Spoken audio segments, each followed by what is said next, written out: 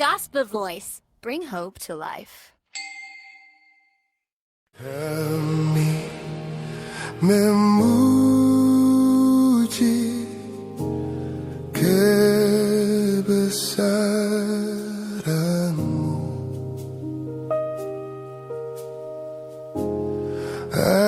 ajaib Tuhan,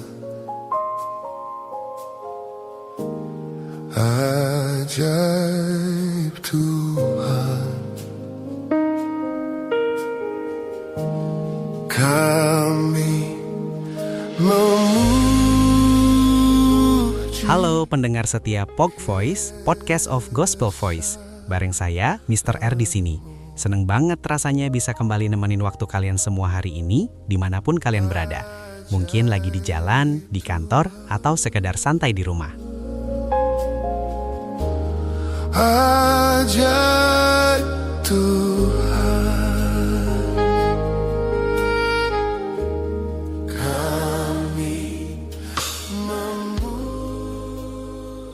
Pada suatu hari Yesus naik ke dalam perahu bersama-sama dengan murid-muridnya dan ia berkata kepada mereka, "Marilah kita bertolak ke seberang danau."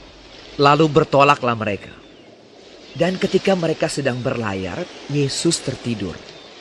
Sekonyong-konyong turunlah taufan ke danau sehingga perahu itu kemasukan air dan mereka berada dalam bahaya. Maka datanglah murid-muridnya membangunkan dia.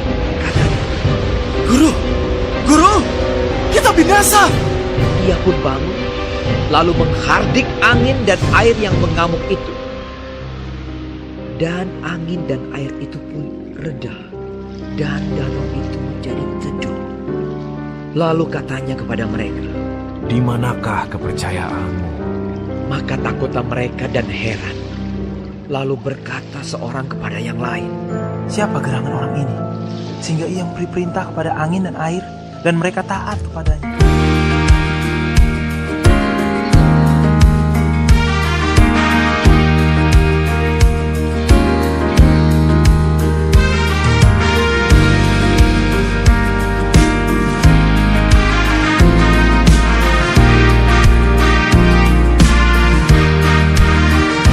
Bila badai hidup menerpangmu dan cobaan pun datang mengganggu. Teman-teman, hari ini saya mau ajak kita merenung sejenak dari sebuah kisah ikonik di Lukas 8 ayat 22 sampai 25. Jujur, bahas ayat ini bikin saya refleksi banget. Pernah gak sih kalian ngerasa hidup ini kayak perjalanan murid-murid Yesus di danau itu? Baru aja kita mau bernapas lega, mau santai dikit, tiba-tiba badai masalah datang tanpa permisi. Kalau kita lihat ceritanya, Yesus yang ajak murid-muridnya menyeberang. Tapi di tengah jalan, taufan hebat turun. Kapal mereka mulai kemasukan air dan kondisinya benar-benar bahaya. Yang menarik buat saya adalah Yesus tidur nyenyak banget di tengah goncangan itu. Sementara murid-muridnya, mereka panik luar biasa sampai teriak, "Guru, guru, kita binasa." Nah, coba kita pikir, mereka itu nelayan berpengalaman loh. Tapi kenapa bisa sepanik itu? Mungkin karena mereka terlalu fokus ke besarnya ombak, bukan ke siapa yang ada di dalam kapal itu bareng mereka. Bukankah kita sering kayak gitu juga? Kita sering melihat tagihan yang menumpuk, sakit penyakit, atau masalah kerjaan sebagai ombak yang mematikan. Kita lupa kalau pemilik semesta lagi bareng kita di kapal yang sama. Respon Yesus setelah bangun itu benar-benar jelek banget. Dia nggak tanya, "Mana kemampuan mendayungmu?" Tapi dia tanya, "Di manakah kepercayaanmu?" Iman itu bukan berarti badai nggak bakal datang, teman-teman. Iman itu adalah tahu siapa yang pegang kendali saat badai itu ada.